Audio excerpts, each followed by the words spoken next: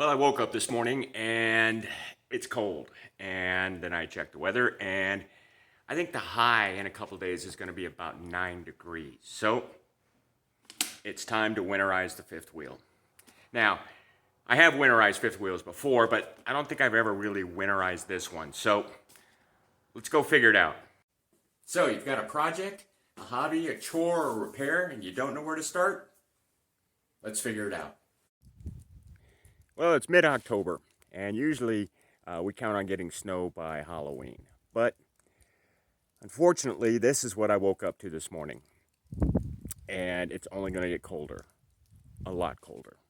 1996 fifth wheel. It's called a Shadow Cruiser. It is 21 feet long, and it's smaller than our last one, but we're getting used to it. A few years back, the wife and I decided to downsize, so we sold the 37-footer triple slide and stepped down a little bit to a 21-foot no slide, which is fine for just the two of us, but once you get the dog laying in the middle of it, it gets a little crowded. Best thing about this, we could take it anywhere. The 37-footer, if I got 10 miles to the gallon, I was doing good. This one costs me about 1 mile to the gallon. So my truck usually gets about 17. I can average about 16 miles to the gallon towing this fifth wheel. So the systems we have to work on today is the water, the propane, the refrigerator, the battery, and the most important thing is putting my mouse traps in. We live in the country. We got cats out here. The cats do a great job, but once the mice are inside, you got to deal with them inside. So I just throw some traps in there. Haven't had a problem with them yet, and I really don't want to have a problem in the future. So we'll take each system one by one, and we'll figure it out. I've winterized fifth wheels before, but I don't think I've done this one. So the first place we're going to start is right here with the water heater. Had a little problems with this water heater earlier this year, and I had to replace the valve, and well, I replaced everything right here. It was a couple $100, and it works great. So first step will be getting the water out of here. I'll do it in time lapse because it just pretty much takes forever.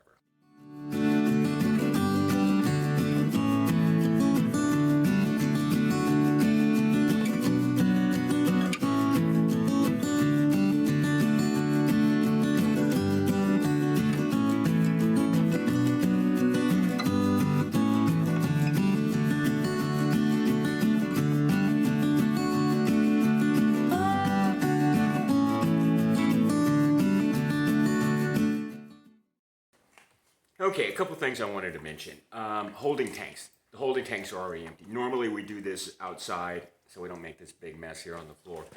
But the holding tanks, we took care of them before we brought it inside. We thought we were going to go out one more time, but we didn't make it. Couple of things. I pulled the plug out, the drain plug, and I let it go. If I wanted it to go faster, I would just open up this pressure relief valve. And that's what I used to do. Then I started having to replace these because they're really not designed to be opened and closed. They're not a valve. And as soon as you get just a little bit of rock or sand underneath that little cap inside there, you got to take it out. They're not fun to take out. Now, the plug itself. You'd think just leave it out, right? But we have hornets here and wasps here and mud daubers, and they get into everything and they make nests in everything. So what I do is I just put the plug back in loosely. The next system I want to talk about is the propane system. This is a 2-tank system. I've got this tank here. It's in town getting recertified. That's really important. There's a date stamp on your bottles, and I think it's every 10 years they have to be recertified. So there's a place in town, you drop it off, they inspect it, recertified, fill it, and you pick it up and go home. So that's where that one tank is. Important thing, make sure your valves are shut off here. And on this particular system, it actually shows red, which means no pressure. So basically the propane system is taken care of. Okay, here's the battery. This is where the battery's at. It's in its own separate compartment and it's vented. It's extremely important that it's vented because when you charge a battery, it gives off nasty gases.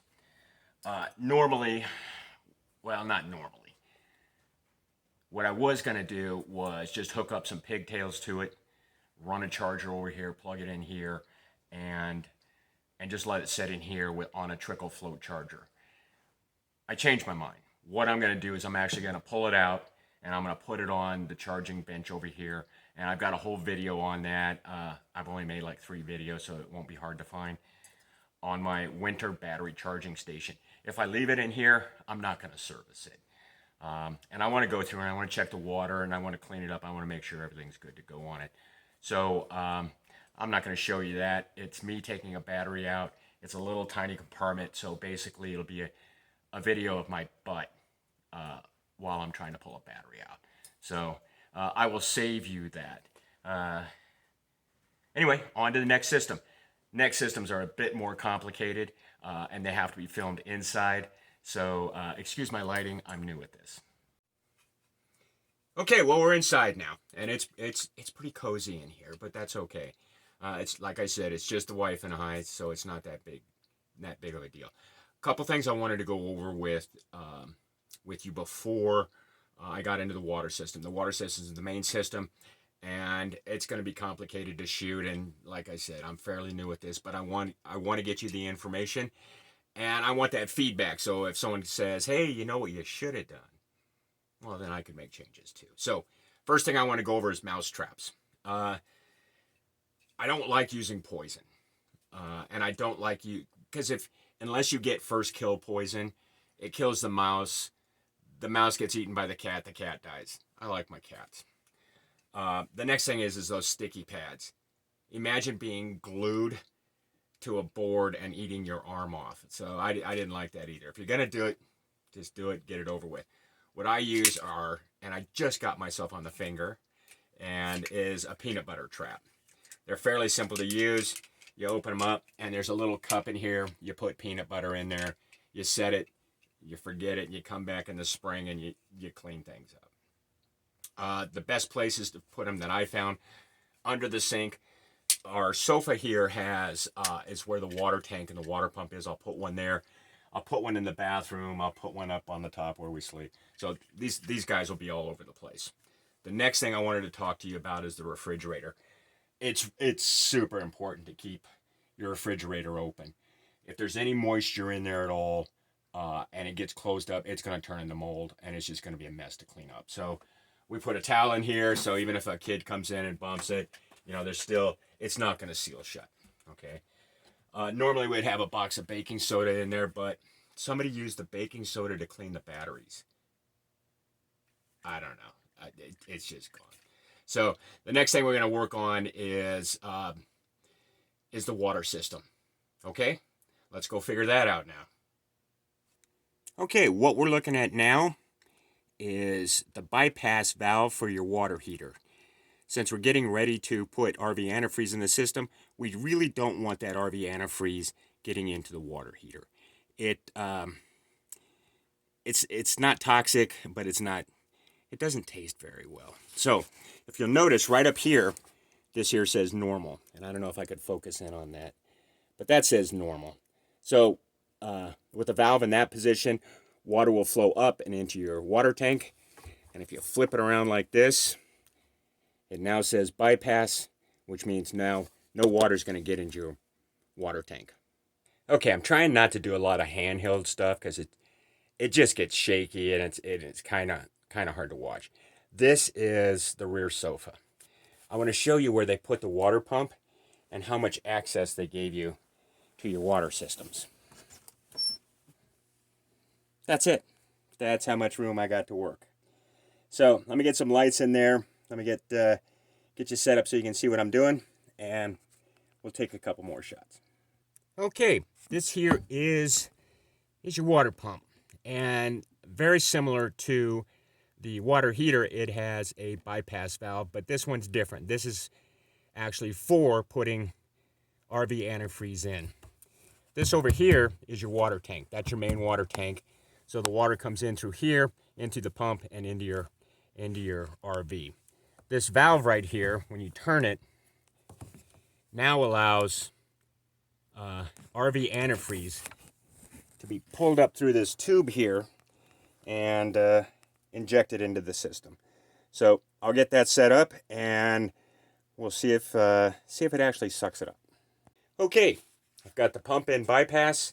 I've got the tube into the jug of RV antifreeze, and what's basically going to happen here is I'm going to turn on the pump. It's going to charge the system with RV antifreeze. Then I'll go through and I'll open up the valves, and RV antifreeze will then flow through the system. This is important because there's a little bit of water up in here, and if it freezes, you lose these valves. And it's the same thing for the bathroom and the toilet and the shower. So, but I'm not going to show you all that stuff. You don't need to see that. Okay, so it charged the system. So if we open this valve, and this is the old water that you're trying to get out.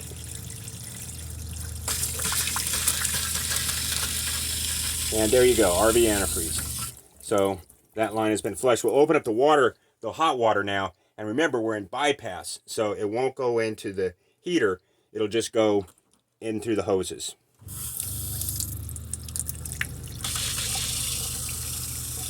And there you go. That guy's good to go. We'll walk through, and we got plenty in the bottle down there. We'll do the faucet in the bathroom. Clear water coming out, clear water coming out, clear water coming out. And I'll check and see. Yep, we still got some in the tank. And there we go. So that guy's good. And we'll run a little bit more. This is the cold side. There's still some in the jug. And there we go. So we're good to go there. The shower head. I could not tell you how many I've had to replace because I did not do this next step. So what I do is I just set it in the floor down there, crack the cold open a little bit because you don't want it spraying, pull the bypass for it, pink, and we are good to go. So turn that off. Toilet, simple. You just hold it down until it starts flowing pink. Not a pretty sight. But this also needs to be done. If you don't do this, you're going to be replacing your toilet. The fifth wheel is winterized, and I am happy about that. This cold weather came on pretty quick, so had to rush out here and get it winterized. Anyway, thanks for watching. If you have comments, leave them below. And remember, don't focus on perfection, strive for progress.